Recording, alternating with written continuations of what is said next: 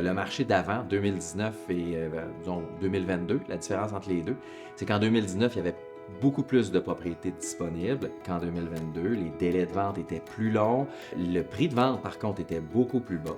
Donc ça, c'est une différence. Puis pourquoi je parle du marché 2019 versus le marché 2022? Parce qu'il y a vraiment deux mondes entre les deux, là. J'aime ça faire le parallèle entre les deux parce que je pense que dans le marché, dans les prochaines années, on va revivre un peu ce qu'on a vécu en 2019.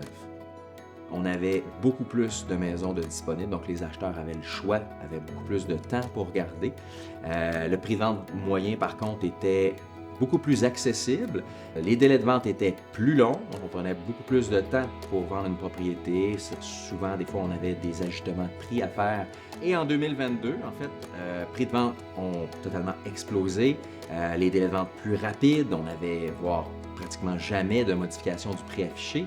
Et vers la fin 2022, on a commencé un peu à sentir un changement de marché, délai de vente un peu plus long, plus de disponibilité d'inventaire sur le marché et le début 2023 est un petit peu pareil. Par contre, les prix de vente ont resté quand même sensiblement élevés et depuis l'arrivée du printemps, on a un regain dans l'activité du marché, délai de vente un peu plus court et des situations de promesses d'achat multiples un peu plus qu'en début 2023.